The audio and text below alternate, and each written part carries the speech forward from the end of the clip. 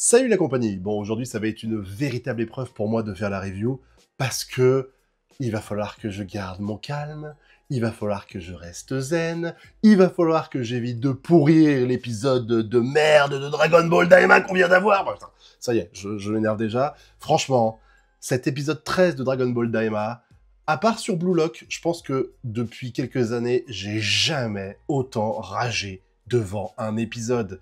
Parce que wow! Attends, je vais essayer de reprendre mon calme. On se calme, on se calme, on se calme. L'épisode 13 de Dragon Ball Daima a des trucs positifs. Il y a des choses qui se sont passées qui sont intéressantes pour la suite de l'intrigue. La première d'entre elles, c'est le passage où l'on voit que Goma décide de fermer le Warp. Chose qui m'a un peu surpris, parce que je me dis que s'il trouvait emmerdant que Goku et ses amis puissent un jour hypothétiquement découvrir que le royaume des démons existe et un jour hypothétiquement vouloir y aller pour l'envahir, forcément, s'il avait un bouton pour enlever l'accès au royaume des démons en fermant le warp, il avait qu'à le faire depuis le début. Mais c'est pas grave. On n'est pas à ça près. Il n'y a pas de souci. Il veut fermer le warp. Sans doute, ça lui pose des problèmes, donc il voulait éviter d'en arriver là, ça paraît évident. Mais maintenant, il a plus le choix, parce qu'il se rend compte que Goku, à mon avis, il est beaucoup trop fort pour lui. Ceux qui pensaient l'inverse, là, t'as eu la réponse. Ceux qui disaient que Goma, il a un truc derrière les fagots, il a un allié qui est surpuissant et qui va taper sur Goku, et ça va être un combat épique et tout ça. Si c'était le cas, il n'aurait pas besoin de fermer le warp pour empêcher Goku de l'atteindre. Donc pour moi, clairement, c'est un aveu de faiblesse, entre guillemets, de Goma.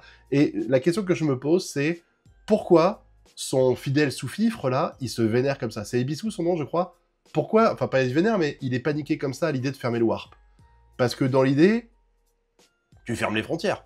Je veux dire, il n'y a rien de grave à faire ça. Il y a sans doute des conséquences qui sont chiantes, les échanges économiques, les voyages en vacances, hein, parce que je suis sûr que Goma, il passe son temps au bord de la mer, là, avec les tentapoulpes du Royaume 2. Mais en dehors de ça, je vois pas où est le problème, et sans doute que c'est parce qu'il y a des infos qui me manquent, et qu'on va découvrir plus tard, et qui expliqueront pourquoi c'est contraignant de fermer ce fameux warp.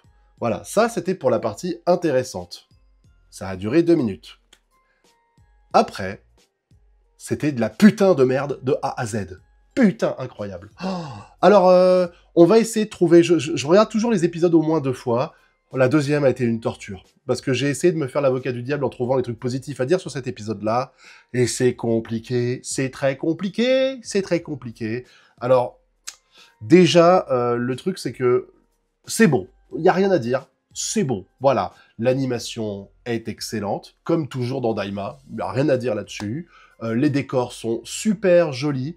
Là, de toute façon, dès le début, tu vois qu'on est dans un royaume de géants. Je veux dire, Goku et ses amis, ils sortent du vaisseau qui est encore une fois pété. Putain, mais c'est le... En fait, c'est un running gag qu'en est pas un. Parce que vous savez, un running gag, normalement, on appuie dessus pour montrer que c'est drôle. Là, c'est pas le cas. J'ai plutôt l'impression que c'est les scénaristes qui s'essoufflent et qui disent « Oh bah merde, on va faire comment pour faire durer l'intrigue? Oh bah on va péter le vaisseau. Et l'épisode d'après, bah on va péter le vaisseau. » Incroyable, incroyable le manque d'inspiration. Vous êtes scénaristes, les gars. Vous êtes payés pour avoir des idées. Essayez d'en trouver une différente d'un épisode à l'autre, putain de merde. Faites un fucking effort. Faites au moins semblant d'être compétent dans votre domaine, bordel de merde. Putain, ça me dégoûte, quoi. Surtout que je rappelle que le crash du vaisseau, on peut l'éviter 1 milliard de fois. T'as Goku, Vegeta, Glorio, Shin, Piccolo, qui savent voler, et qui sont sans doute assez forts pour descendre de ce putain de vaisseau, le prendre dans leurs petits bras musclés, et se poser à un endroit un peu plus tranquille. Ou même quand t'as Neva qui panique parce qu'il dit qu'il faut vite se barrer, mais dans ces cas-là, vous volez, bordel. Vous prenez le vaisseau dans vos petites mimines, et vous partez dans un lieu un peu plus calme. Même là, niveau cohérence, ça tient pas la route, sans déconner. Oh, je suis parti en couille. On va se calmer, j'ai pris ma dose de médicaments, ça s'appelle du sympatoche, je vais essayer d'être sympa. Donc, on disait... Oh putain, c'est dur. Ah, c'est dur de faire des reviews de Dragon Ball, putain, c'est dur. Quand tu vois des épisodes comme ça, c'est compliqué. Mais on fait un effort, on reste concentré. Du coup, je disais, l'animation est super bonne, les décors sont magnifiques. Y a rien à dire, les décors sont magnifiques. Dès le début, on voit qu'on est dans un royaume de géants, je vous ai dit, parce que tu vois la taille des herbes, des plantes et tout ça. Tu comprends très vite que ça va être un parallèle à un épisode super chiant de DBGT, dans lequel ils étaient dans un royaume gigantesque. Je crois que c'est celui où il y avait même des abeilles et tout ça. D'ailleurs, le gamin qui va à l'école, là, enfin qu'on voit avec une règle et un cartable et tout ça, il ressemble énormément au personnage de DBGT, ce qui est quand même un aveu d'échec, encore une fois, parce que, putain, quand tu t'inspires de DBGT, tu t'inspires du pire arc de DBGT. Je rappelle que Toriyama avait forcé à ce qu'on fasse un arc d'aventure, un peu comme à l'époque de Dragon Ball originel, Et déjà, dans Dragon Ball originel, je rappelle quand même, pour info, que très vite, l'éditeur lui a dit d'arrêter de partir sur l'aventure et le comique, parce que ça ne marchait pas. Le Dragon Ball, le début, il n'a pas floppé, mais il n'a pas eu les résultats qu'ils espéraient. C'était en dessous Dr. Slum et compagnie. Donc ils ont demandé à Toriyama de faire un truc un peu plus orienté combat, ce qu'il a fait et ce qui a donné le succès de Dragon Ball qu'on connaît. Mais en plus de ça, dans DBGT, quand il a voulu refaire encore une fois un côté aventure, ça a floppé très vite. Très vite, beaucoup de gens ont lâché. Et c'est pour ça que la Toei, dès qu'ils ont torché le premier arc le plus vite possible, et hop, on est parti sur Baby Vegeta et sur des combats, parce que c'est ça que les gens voulaient. Hein, soyons clairs. Donc là, tu fais un hommage, déjà tu fais même pas un hommage à Dragon Ball originel, tu fais un hommage à putain de DBGT. Voilà. Un épisode, je pense que personne te dira... C'est ça qui est fou, en fait, c'est que tu demandes aux gens quel est votre épisode préféré de DBGT, t'as personne qui répond « Oh bah moi, c'est l'épisode avec les géants et Pan qui se transforme en abeille à la con !» Non, personne dit ça. Mais non, on fait un hommage à cet épisode-là, parce que c'était génial, voilà. Hein. Ça... Voilà, je suis reparti en couille. Désolé, je suis reparti en couille. Attends, je reprends une dose de sapatoche. Voilà, c'est bon. On est reparti. Du coup, je disais, l'animation est bonne, les graphismes sont bons, il n'y a rien à dire là-dessus, la déco est magnifique, les musiques sont sympas aussi, il n'y en a pas une que j'ai retenue spécialement, voilà. C'était un épisode calme. Difficile de dire calme. J'ai vu d'ailleurs sur les réseaux les gens qui ont dit que c'était un épisode chill. Je vois pas en quoi il est chill, vous voyez. Un épisode où ils se baladent dans la rue et ils font des trucs et tout. Des épisodes, par exemple, de Dr. Stone, il y en a eu des chill.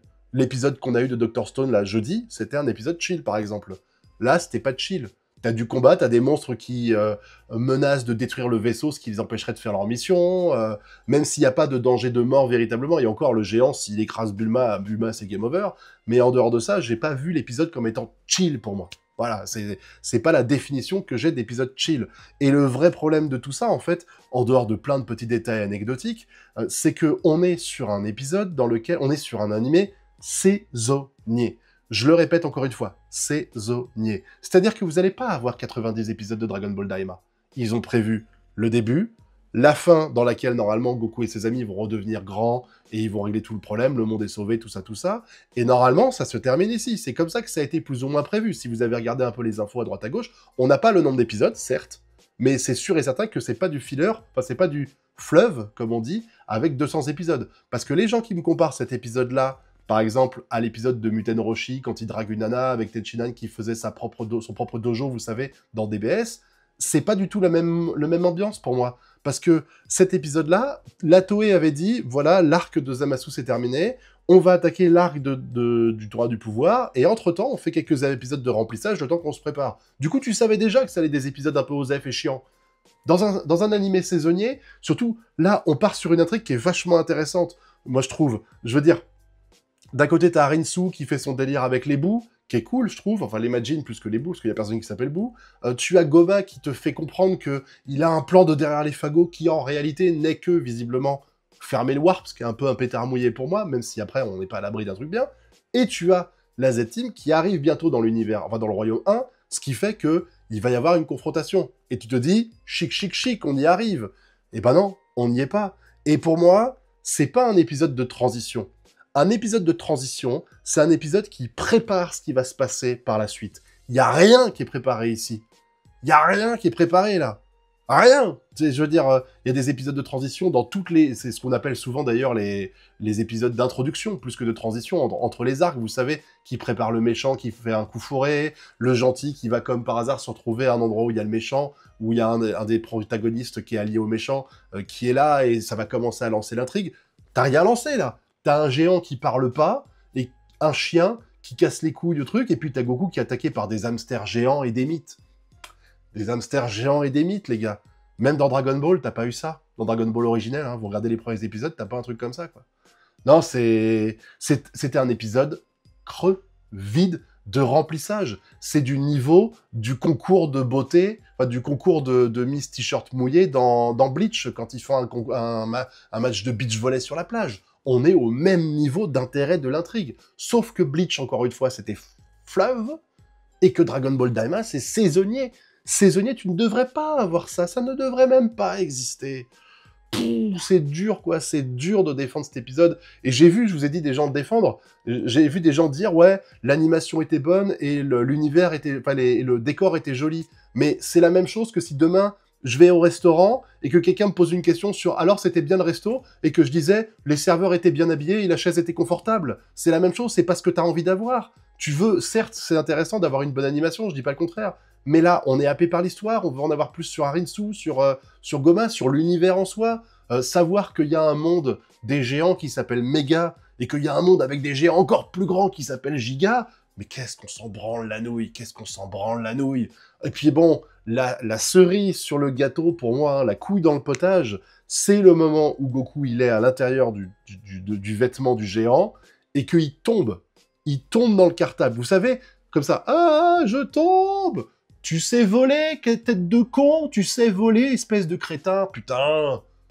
Oh, c'est vraiment DBGT vibes, tu vois, ça m'a rappelé Trunks qui est là, à s'accrocher à la poutrelle parce qu'il a peur de tomber. Tu te dis, mais tête de gland, tu sais voler, pourquoi t'es comme ça? Et là, c'est pareil dans Dragon Ball. Et puis, c'est pas parce qu'il est faible, parce qu'il a plus de puissance, parce qu'il a tout claqué, quoi. Ça a rien à voir, c'est juste qu'il est con comme une bite, ce Goku. Encore plus que n'importe quel Goku qu'on ait eu dans n'importe quelle version. C'est... Oh là là là là. Désolé, j'ai pas pris assez de sympatoche, je pense. Parce que là... Non, c'était vraiment dur, honnêtement. Et les 2-3 petits passages chill, genre Bulma qui parle avec Pansy pour réparer le moteur, une 40e fois qu'on répare le moteur en 13 épisodes, avec... c'est quoi, c'est Ebisu son nom, le gars qui sert de marchepied là pour eux. Voilà, bon bah c'était rigolo les 10 secondes où c'était à l'écran. Hein.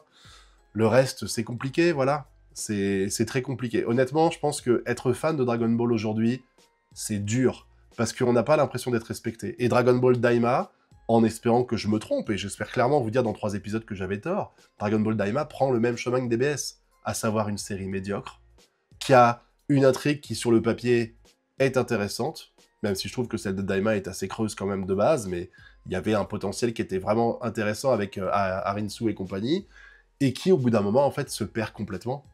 Et là, des épisodes comme ça, voilà, ça se perd, quoi. Même l'épisode où ils ont essayé de voler la Dragon Ball, il y a quelques épisodes de ça, était beaucoup plus intéressant, beaucoup plus pertinent, il y avait des choses à dire. Là, il y a rien, quoi. Au moins, il y avait, je crois que c'était l'épisode où il y avait les retrouvailles, entre guillemets, avec Vegeta et tout ça, je crois, cet épisode-là. Au moins, il y avait ça, là, il y a rien. Je veux dire, si vous avez arrêté l'épisode de Daima au bout de 5 minutes, en comptant la minute 30 d'intro, les 2 minutes pour te dire Goku est un Saiyan et il y a des Dragon Ball dans cet univers, parce qu'on est vraiment très cons, nous, les lecteurs de Dragon Ball. On a oublié tout ça, heureusement qu'ils nous le rappellent, hein. C'est quand même con de pas nous le dire, hein. Faudrait aussi préciser que Vegeta, c'est un Saiyan. Enfin, je sais pas, on arrive à des points où c'est ridicule. Piccolo, c'est un Namek, les gars. Dites-le. Dites-le, il a le Makanko Sapo. Enfin, voilà, allez loin, autant dans vos conneries, je sais pas.